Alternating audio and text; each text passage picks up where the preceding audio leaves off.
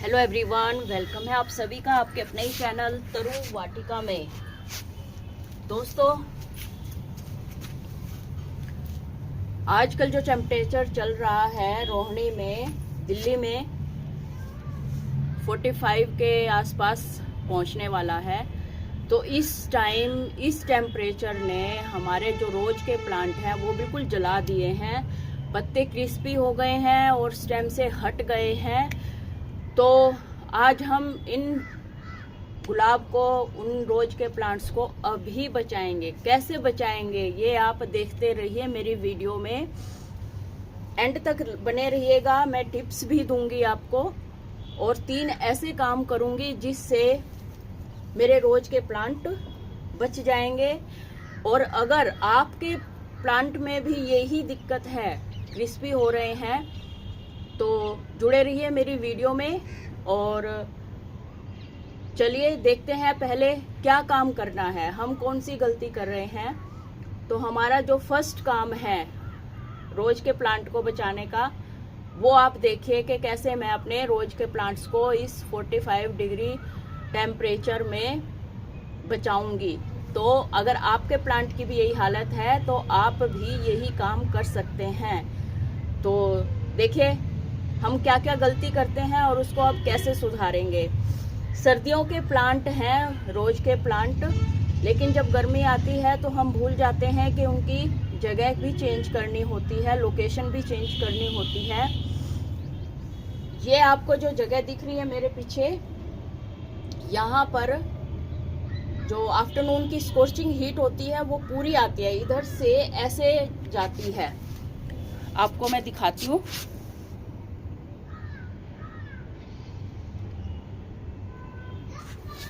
ये जो रोज के प्लांट रखे हैं इधर, एक ये है, एक ये है, और एक ये है, और एक ऊपर है, और एक ये नीचे है स्टैंड पर, और एक ये है ग्रो बैग में, ग्रीन ग्रो बैग में। यहाँ से जो हीट है या धूप है वो हमारी जाती है वापसी में।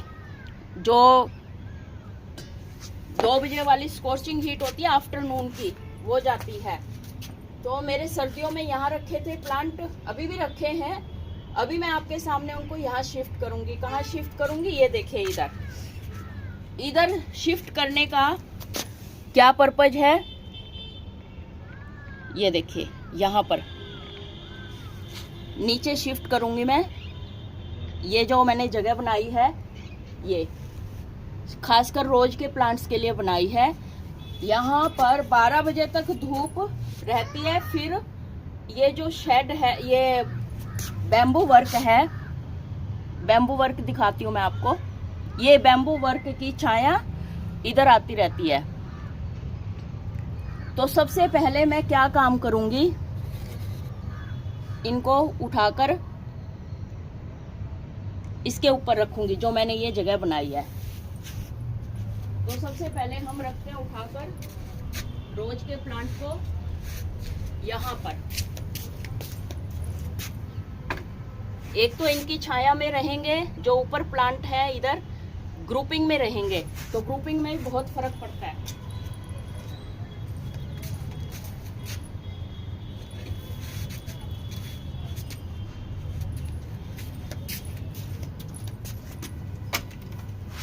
इसमें तो रोज भी है और अपराजिता का भी है, 2 प्लांट लगे हुए हैं इसमें।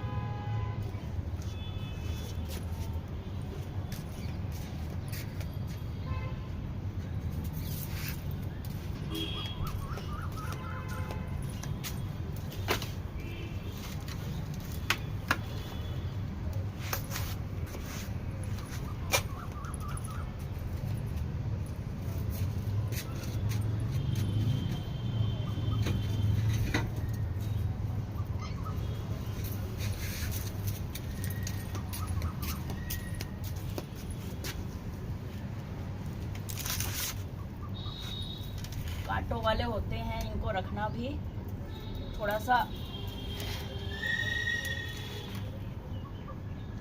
चुभ जाते हैं, तो थोड़ा सा रखना भी केयरफुली पड़ता है।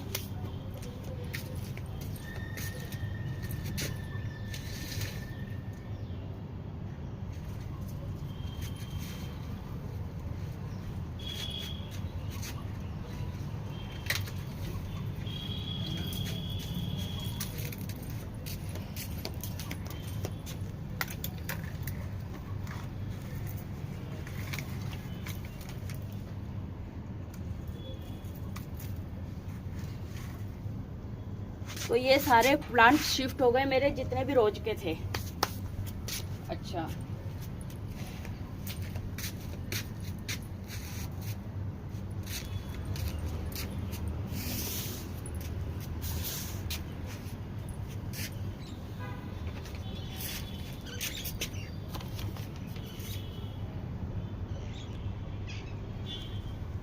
अब इनका रोज का सूखने का रीजन क्या होता है? एक तो जगह मैंने चेंज कर दी, जहाँ आफ्टरनून की स्कोचिंग हीट आती है वहाँ से उठाकर वहाँ रखिए जहाँ पर ठंडी धूप आती है सुबह की, या फिर जाती हुई शाम की 1-2 घंटे की। ठीक है, अब ये चेंज कर दी हमने लोकेशन। अब हम करेंगे जो क्रिस्पी स्टेम है उनको हम निकाल देंगे, कटिंग कर देंगे उनकी। एक तो वो देखने में अच्छी नहीं लगती, ऊपर से उनका जो न्यूट्रिशंस हैं वो सब जो हम डालेंगे वो सब वो खींच लेते हैं सूखी हुई स्टेम। तो जो नई स्टेम आएंगी 15 दिन लग जाते हैं नई स्टेम आने में, नया फुटाव आने में, तो वो थोड़ा सा अच्छा लगेगा उसमें, उनके लिए न्यूट्रिशंस बचेंगे। अच्छा, ये सारा साफ करने के बाद गमला वमला हम साफ कर लेंगे, वीड्स निकाल लेंगे। एक और क्या गलती करते हैं हमारे बहन भाई, नर्सरी पोट आते हैं, ब्लैक पोट में होते हैं मोस्टली प्लांट।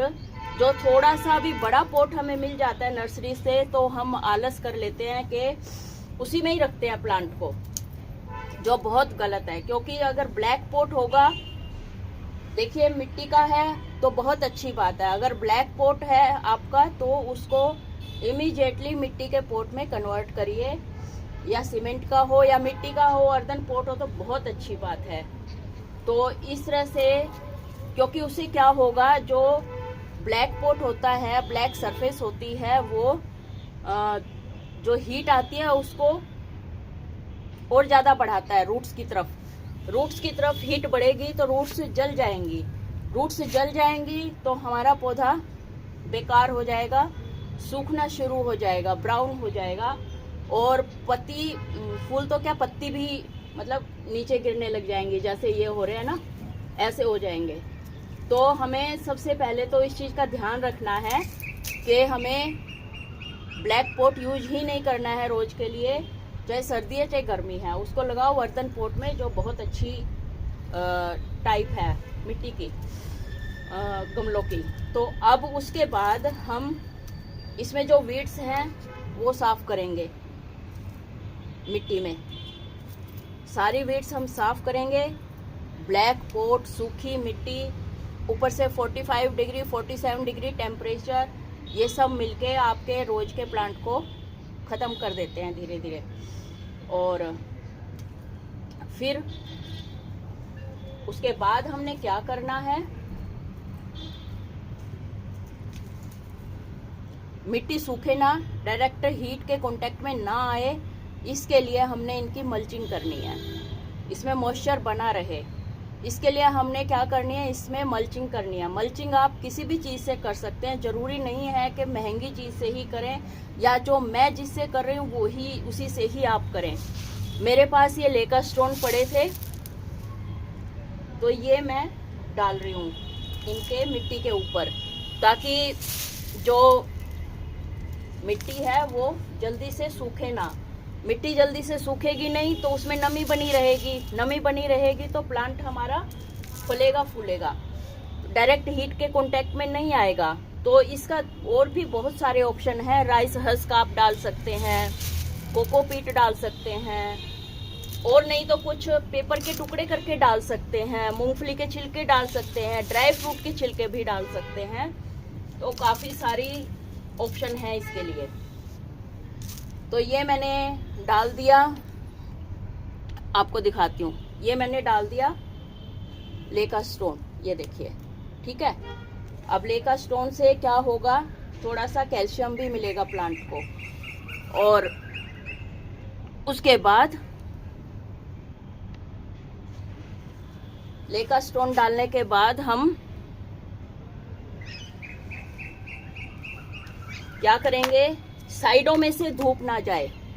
जो ये पोट है उसके साइडों में से भी धूप ना जाए, उसके लिए क्या करेंगे हम, थोड़ा पीछे सरका देती हूँ ताकि आपको अच्छे से दिखाई दे। ये पोट आपको दिख रहा है, इसको मैं रख लेती हूँ इसके ऊपर एक बार ताकि आपको अच्छे से दिखे। ये देखिए, मल्चिंग कर दी हमने लेका स्टोन से, और भी मैंने ऑप्शन बताया उससे भी कर सकते हो। फिर हम बोरी का टुकड़ा या टी शर्ट फटी पुरानी होती है, मेरे पास ये ग्रीन नेट पड़ा था, इसके टुकड़े को ऐसे रैप कर देंगे। जैसे मटका होता है ना पानी का, उसके चारों ओर बोरी लगाते हैं गिल्ली करके, ये मैंने गिल्ला कर रखा है, उसके चारों ओर ऐसे लगा देंगे उसको हीट से बचाने के लिए, हीट वेव से, क्योंकि आगे आगे जून में तो और भी ज़्यादा गर्मी बढ़ने वाली है। तो इसको हम ऐसे लगा देंगे ताकि यहाँ से जब पानी डालें तो इसको भी गीला कर दें, तो ठंडी ही जाए, हीट ना जाए। ठीक है, दूसरा काम हमने ये करना है। इस पे आप बोरी भी लगा सकते हो, टी शर्ट का कपड़ा भी लगा सकते हो जो रिजेक्टेड होते हैं। फिर ये हमने कर दिया। अब तीसरा काम हम क्या करेंगे, इसमें ठंडी खाद डालेंगे। ठंडी खाद क्या, जितने आपके पोट हैं गुलाब के, उसके हिसाब से वर्मी कंपोस्ट ले लीजिए 1 लीटर पानी में। ये मैंने बनाया हुआ है, सुबह बनाया था मैंने, 4-5 घंटे रखना है इसको।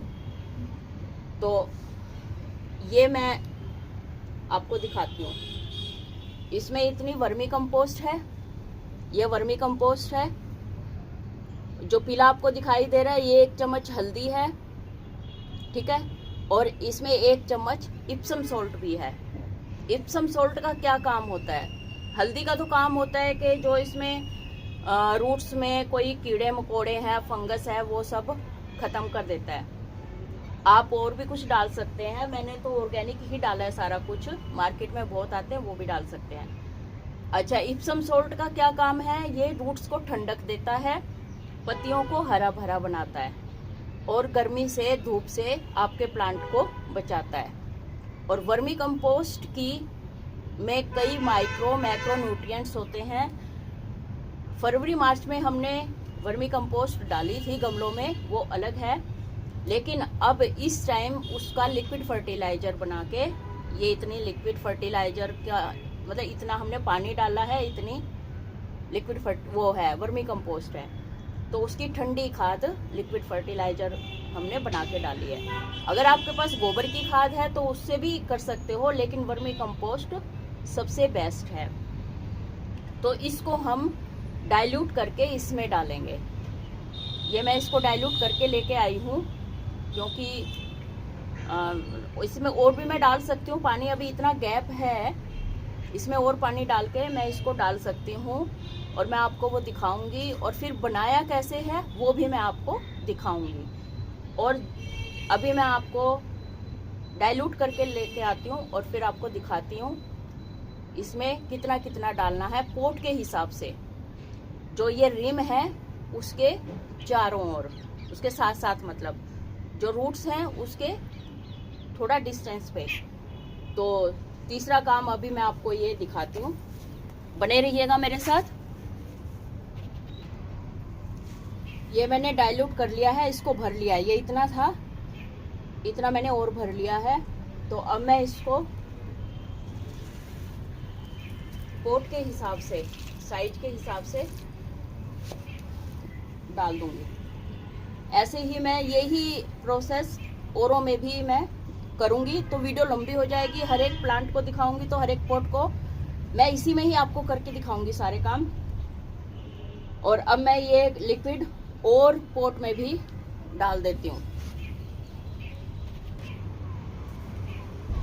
अब ये नीचे नीचे का बचा है वर्मी कंपोस्ट, इसको भी हमें फेंकना नहीं है, हम इसी में ही और लिक्विड डालकर उसको फिर से बना सकते हैं। इसके अंदर ही, इसके अंदर मैं और वर्मी कंपोस्ट डालूंगी, पानी का भरूंगी, और जो भी मैंने इसमें डाला है वो मैं आपको डाल के दिखाती हूँ ये कैसे बनाया मैंने लिक्विड। ठीक है, ये मैं दोबारा से भर लाई हूँ पानी इसमें, और जो ये हमारा पहले का वर्मी कंपोस्ट है ये भी इसमें यूज हो जाएगा। ये आपको मैं दिखाती हूँ। ये 1 चम्मच हल्दी मैं लेके आई थी नीचे से, उसको इसमें डाल देते हैं पानी में।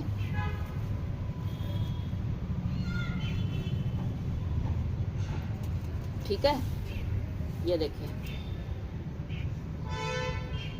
ये ऑर्गेनिक फंगीसाइड है जो आपके कीड़ों को जो उसमें हो जाते हैं रूट्स में, इनको लगने नहीं देता। और 1 चम्मच इसकी इप्सम सॉल्ट की, इसमें मैग्नीशियम होता है, अंदाजा से 1 चम्मच मैंने इसमें ये डाल दी है। और ये क्या करता है, फ्लावरिंग और फ्रूटिंग को इम्प्रूव करता है और न्यूट्रिएंट्स को, मतलब मिट्टी को ऐसा बनाते हैं कि वो न्यूट्रिएंट्स को अब्जॉर्ब कर ले, और लीफ कर्लिंग की प्रॉब्लम को भी ये दूर करता है।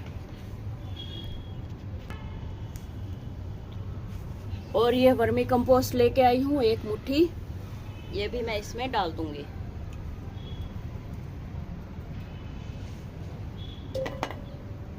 इसको हम अब मिक्स कर लेंगे अच्छे से।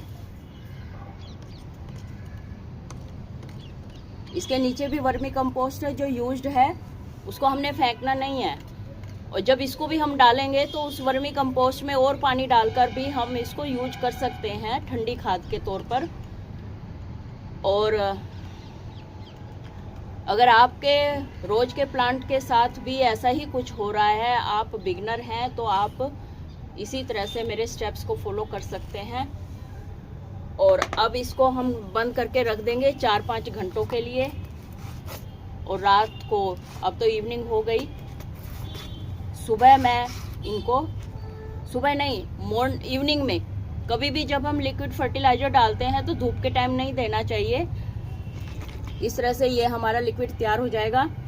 इसको मैं छाया में रख दूंगी और कल आके शाम को फिर से इन प्लांट्स पर जो बचे हुए हैं मेरे रोज के, उन पर अप्लाई कर दूंगी, क्योंकि वो थोड़ा सा ही था लिक्विड फर्टिलाइजर, 4-5 में ही काम आया।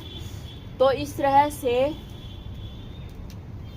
रोहिणी वालों, अगर आपके प्लांट में भी ऐसा कुछ है तो आप भी ऐसे ही ट्रीटमेंट कर सकते हो।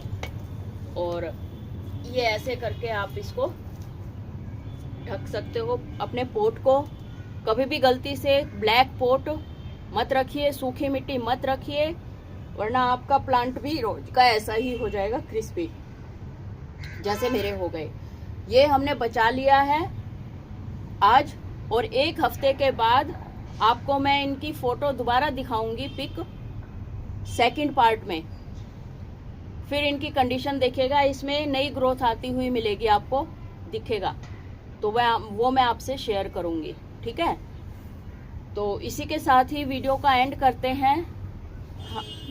फिर मिलते हैं सेकंड पार्ट के साथ, जब नई ग्रोथ आएगी तब। इसी के साथ ही वीडियो का एंड करते हैं। Bye bye, take care.